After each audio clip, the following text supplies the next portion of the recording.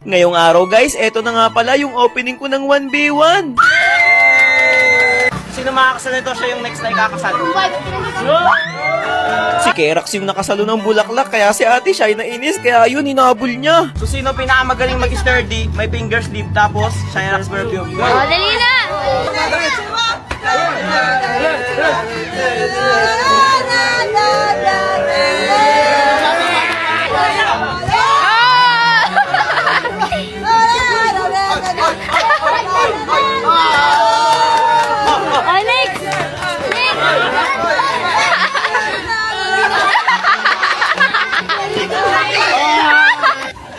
Oy!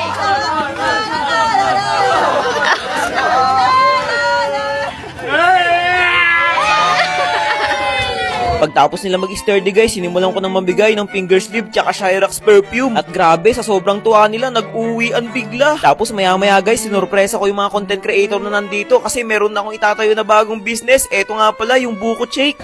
Buko shake! Wow! Angas! Grabe, ang angas ng pagkaka-edit guys, oh. Yung sibat ni Moss Cube, sinibat yung buko, tapos nabiyak. Tapos iinumin mo na lang. Angas, oh. Putik na yan. Isipin nyo guys, main hero ko. Dito na ngayon sa buko shake. Guys, papatayin ko na kay Shira yung bago kong business, yung buko shake. Oh my God! Ito na yung buko shake! Ni shake! Tikman natin. So, ang presentation, syempre, tignan nyo naman, 10/10 dahil instead na shake, naging shake. Grabe, napakataba ng utak mo. Buti ka pa, mataba yung utak mo. Ay, ako, ang payat ko. O, game guys, ito na. Tikman natin. ASMR.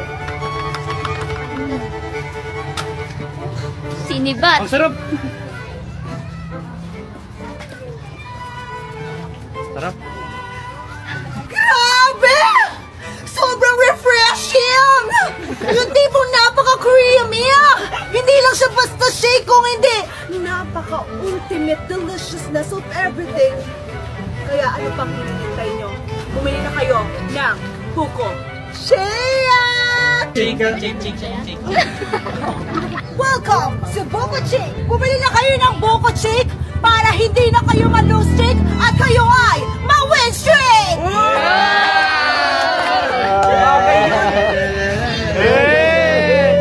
Dahil opening ngayon, lahat ng bibili. 6.9 lang yan. 69 lang. Baliktaran na. Meron ka ba? Shira! Buko Shake! Sino may gusto? At ayun na nga guys, maya-maya lang, meron agad bumili na bata dito. Grabe yung saya ko. Isipin nyo, opening pa lang, sold out agad lahat to. Kaso nga lang, nagulat ako sa binayad nito. Ba't naka-card tong batang to? Bata-bata mo, di kami nag-aasip dito. Naka-platinum ka pa? Platinum yan? Naka-platinum mo? Naka-platinum pa siya?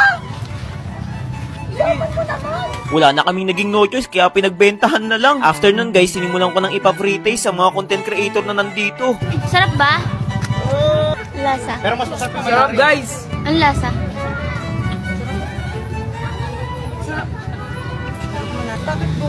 Matapos nun guys, nagpa-picture na nga sa akin dito yung pinagpagawaan ko. Eto nga pala yung madiskarte. Grabe guys, sila yung gumawa nitong aking buko shake. Sobrang solid ng printing nila. Kita nyo naman guys, sobrang quality. Wala kang masasabi. Tapos meron pang pa-t-shirt. Ayun oh, napakaangas. Dito ako palagi nagpapagawa guys sa mga gusto kong ipa-print, gusto kong ipa-customize. Napakalupit nila. Lalo na sa personal kapag inyong nakita. Tapos tingnan nyo yung basong ginawa. Presentable at hindi basta-basta. Sa mga gusto rin magpagawa guys, ilalagay ko na lang dyan sa comment para malaman nyo kung saan ang lokasyon nila at agad kayong makapunta. Eh, baka shake yan.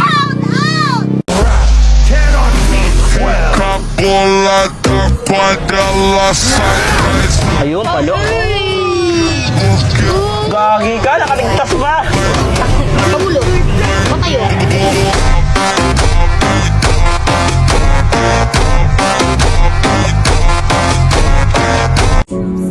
Mahina ka pa, chick. Ito ang gusto ko. Tingnan nyo ha. Kakaumpisa pala ng laban, sinabihan agad ako ng kalaban. Mahina pa daw ako. Ay, Diyos mo itong mga to. Shake Tanso. Sige, kahit tingnan nyo kung ano sinasabi sa akin ng mga kalaban guys. Dumadagdag pa kayo sa inis ko ha. Pag nahook ako niyan dito nanonood, sabi ko na eh. Load live pa! Halatang halata. Sabay na ako. Nanonood ng live tong Franco. May delay ba tong live? Nanonood ng live yung stream snipe kaya nga eh. Naglalag.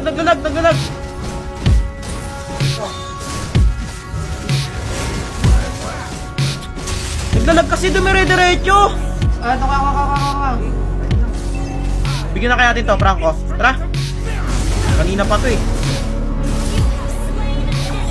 Kanina ka pa ha. Ah.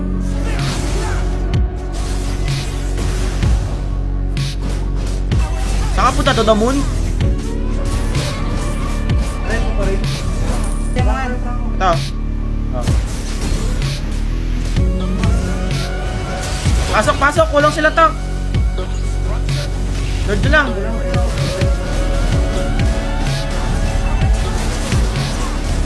Oh, wala silang core. Lord kayo. Ako na lang. Ito na ang top.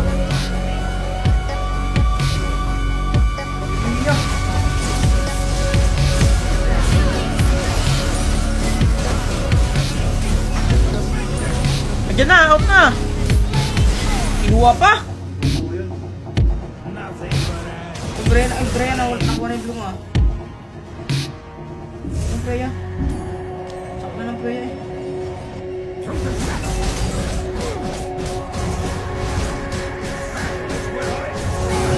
Pasok kaya. Tigreal kasi ang ina ng loob eh.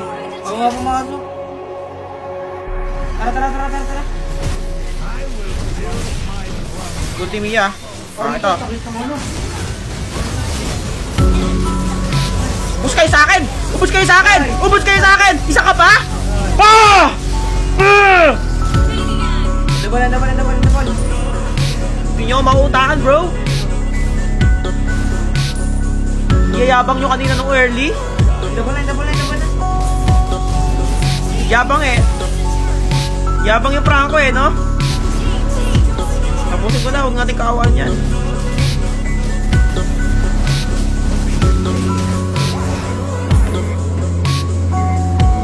Ha!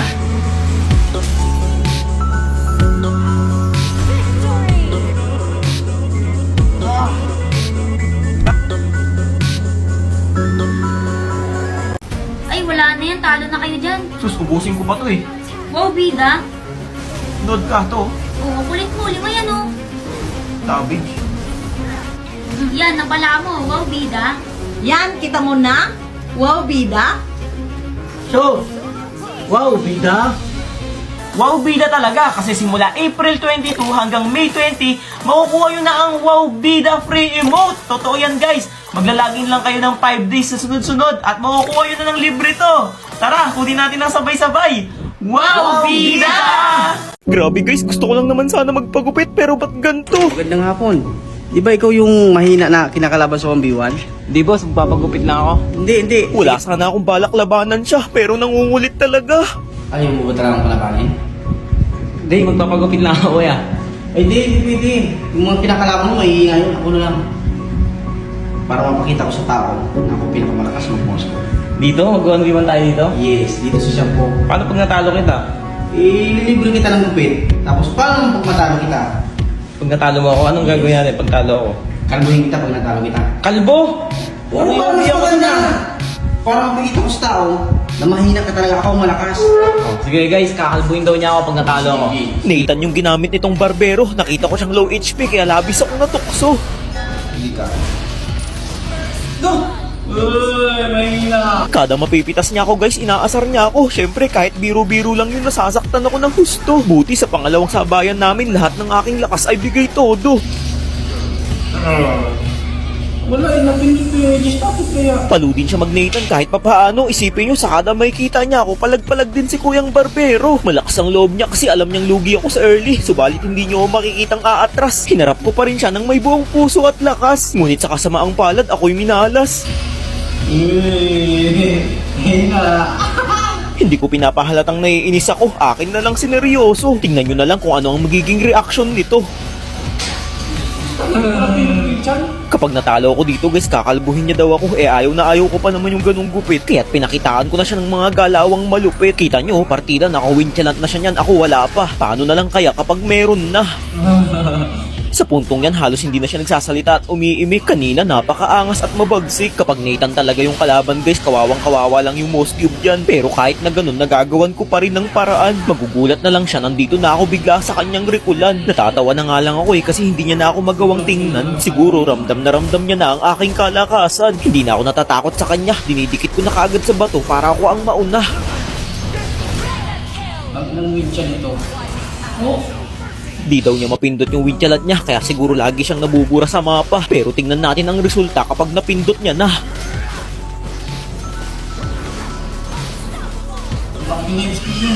Kahit gawin niya na ang lahat guys, di niya na talaga ako kaya. Syempre late game na. May kasabihan nga tayo ang bida nagpapabugbog lang sa una.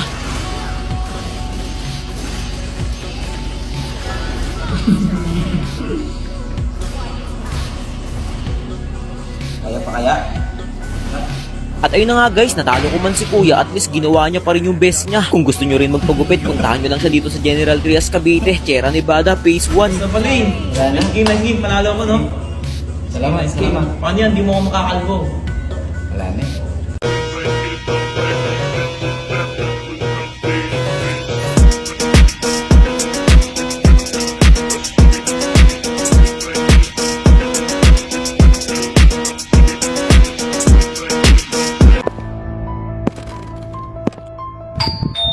Oh, May! Meron ka yatang parcel!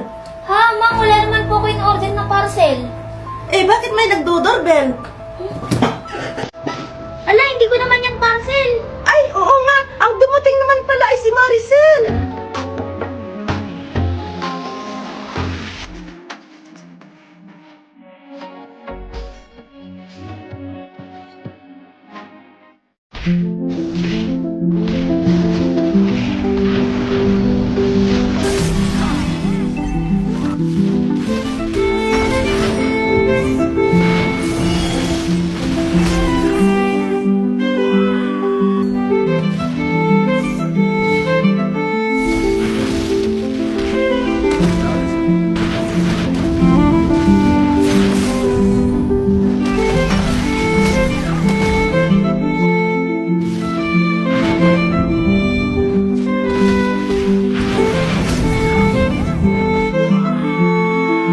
Ano ba yan? Sunod-sunod na yung talo natin.